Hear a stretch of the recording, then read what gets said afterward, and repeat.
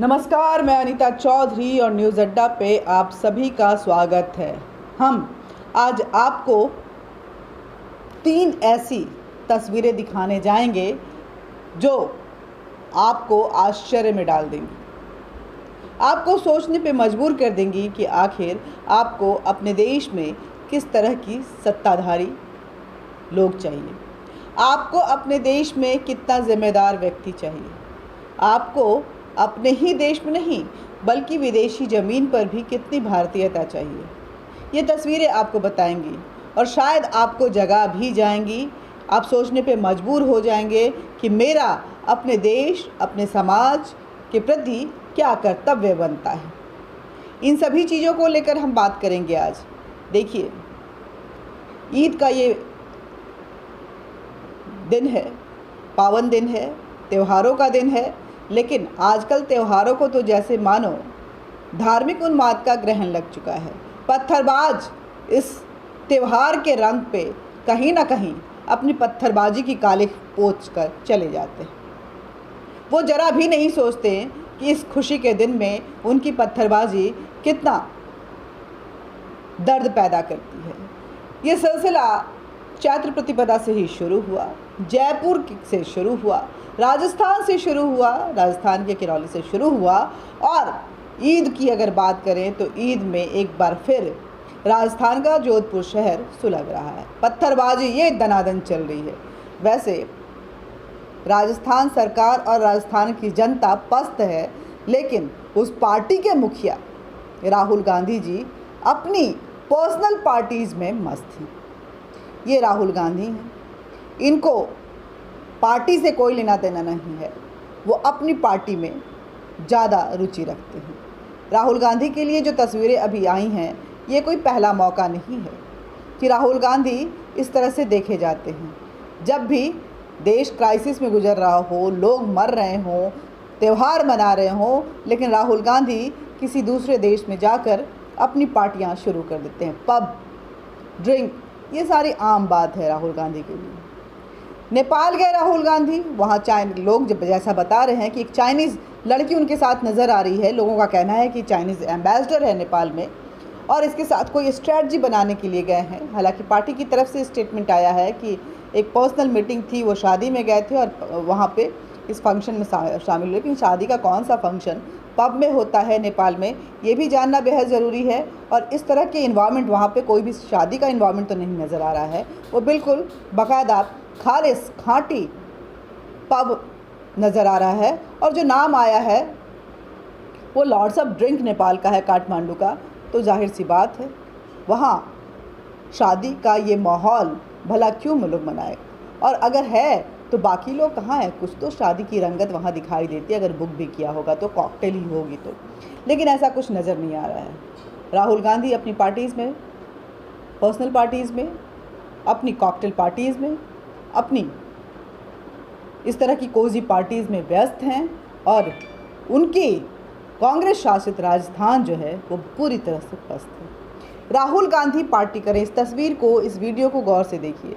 Rahul Gandhi pub में party कर रहे हैं और वहीं दूसरी तरफ जिस प्रधानमंत्री को लेकर के राहुल गांधी पानी पी पी कर गाली देते हैं, प्रधानमंत्री चोर है, न जाने कैसे कैसे स्लोगन निकालते हैं प्रधानमंत्री को लेकर के, डर्टी से डर्टी लेवल का जो उनका स्टेटमेंट होता है वो आता है। स्टेटमेंट का, उनके बयानों का स्तर इतना गिरा हुआ होता है कि कभी कभी तो सुनने का भी मन नहीं करता है। उसी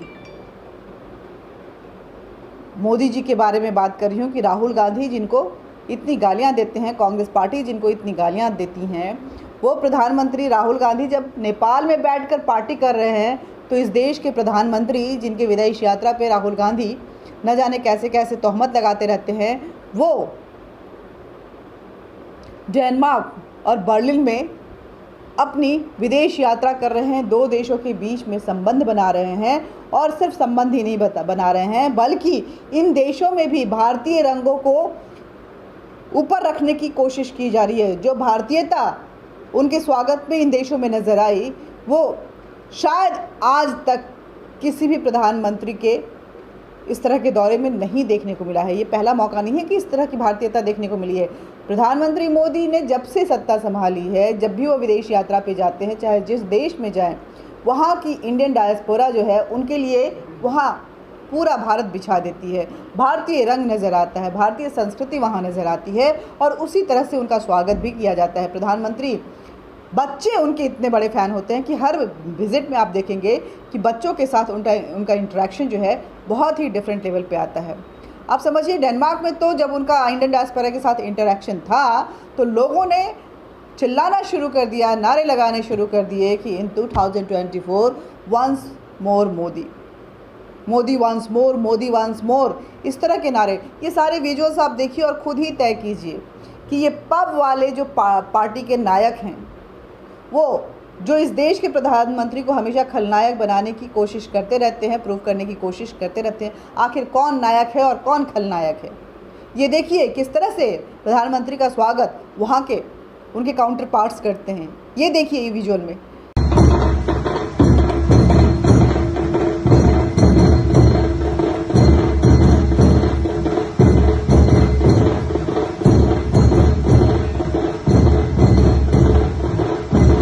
मोदी जी हमारी जान है, भारत की शान है, मोदी जी हमारी जान है।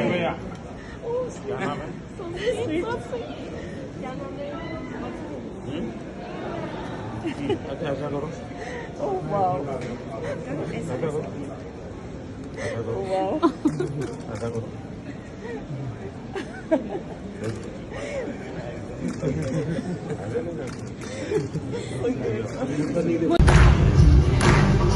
वंदे मातरम, वंदे मातरम, वंदे मातरम, वंदे मातरम।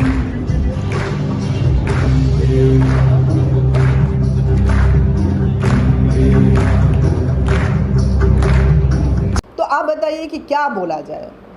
और देखिए, संस्कारों की बात हमेशा होती है। राहुल गांधी बोलते हैं कि मैं तो उच्च कोटि का ब्राह्मण हूँ, मैं सनातनी हूँ, मैं हिंदू हूँ, मैं रुद्राक्ष पहनता हूँ, मैं शिव भक्त हूँ। मैं जब भी इलेक्शन आता है तो वो मंदिर मैराथन शुरू हो जाता है राहुल गांधी और प्रियंका गांधी का। संस्कार दिखावे के लिए क्षणिक होते हैं, सिर्फ इलेक्शन कैंपेनिंग तक। जैसे ही इलेक्शन ओवर हो जाता है, राहुल गांधी और कांग्रेस पार्टी के असली रंग जो हैं वो सामने आ जाते हैं, खासकर गांधी फैमिली के। ये संस्कार की बात है कि ये राहुल गांधी का संस्कार है। और वहीं उत्तर प्रदेश के मुख्यमंत्री योगी आदित्यनाथ का क्या संस्कार है। योगी आदित्यनाथ आज उत्तराखंड में हैं, 28 साल बाद अपने पैतृक गांव पहुंचे हैं और वहां पे अपने गुरु की वो प्रतिमा स्थापित कर रहे हैं। और जब गुरु को उन्होंने याद किया तो किस तरह से भावुक हुए, ये तस्वीर भी देखिए, ये वीडियो भी देखिए। आज पूज्य महंत वैद्यनाथ जी महाराज की मूर्ति का यहाँ पर स्थापना का कार्यक्रम संपन्न हुआ है। मेरे लिए ये व्यक्तिगत रूप से गौरव की बात है कि मैं अपने पूज्य गुरु को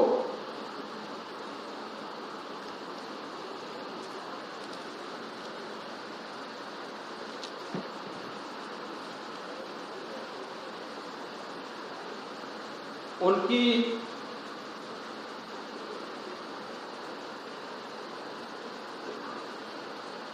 जन्मभूमि पर मैं सम्मान दे पा रहा हूं और मुझे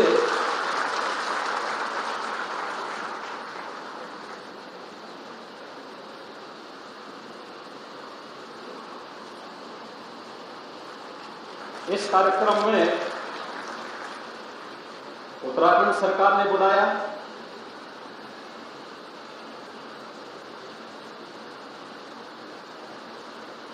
मैं इसके लिए उत्तराखंड सरकार के माननीय मुख्यमंत्री को और उच्च शिक्षा मंत्री को हृदय से धन्यवाद दूंगा।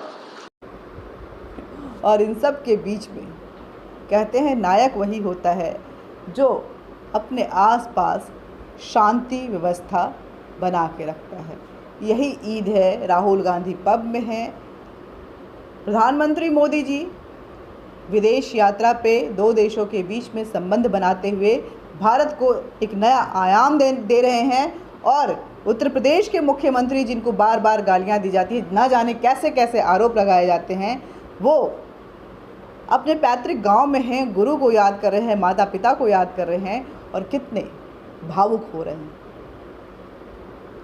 इस ईद के मौके पर जहां हर बार हिंदू मुसलमान लेकर के योगी आदित्यनाथ पे सवाल खड़े किए जाते हैं, वहाँ बिल्कुल शांति रही। ना किसी हिंदू पर्व पे वहाँ पत्थर चली, ना ईद पे पत्थर चला।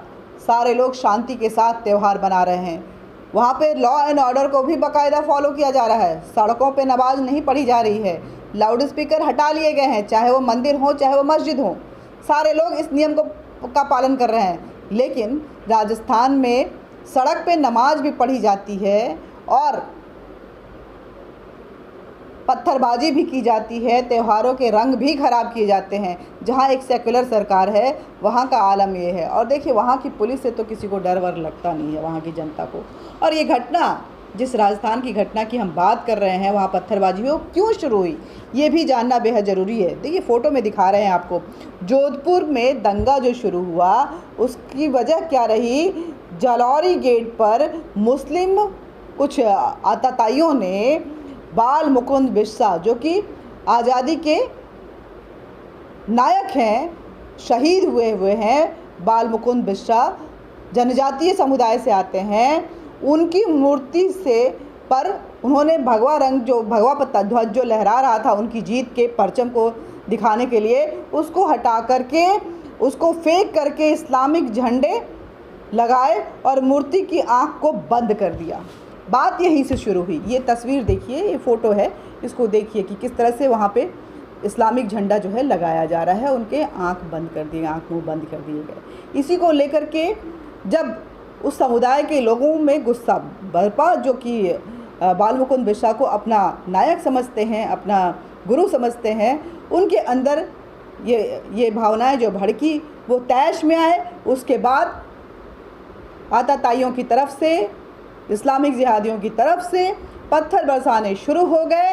पुलिस आई, लेकिन वहाँ तो पुलिस का कोई मतलब ही नहीं है। राजस्थान में इतने पत्थरबाजी हुई कि पूरा जो माहौल है, ईद का माहौल दंगों में तब्दील हो गया। त्योहारों पर आतताइयों की नज़र लग गई। पत्थरबाजों ने इस त्यौहार पे कालिक पोत दिया। तो ये तस्वीर है राजस्थान की, जिस राजस्थान में राहुल गांधी की सेक्युलर सरकार है। गहलोत उनके सबसे प्रिय कांग्रेसी हैं, लेकिन गहलोत एक अच्छे लीडर नहीं है, नायक नहीं है। सेकुलरिज्म की बात तो करते हैं, लेकिन सौहार्द बना कर नहीं रखते। माहौल इतना खराब होता जा रहा है राजस्थान का कि राजस्थान एक दंगा प्रदेश में तब्दील होता जा रहा है। और जिस स्टेट का नाम दंगा प्रदेश था, उत्तर प्रदेश की बजाय लोग उसको दंगा प्रदेश बोलते थे जब सपा और बसपा की सरकारें थी, तो आज वहाँ त्यौहार हर कोई मिलजुल कर खुशी खुशी मनाता है। ना कोई पत्थरबाजी होती है, ना कोई नियम कानून तोड़े जाते हैं। मुख्यमंत्री की बातों को मौलाना भी मानते हैं और पंडित भी मानते हैं।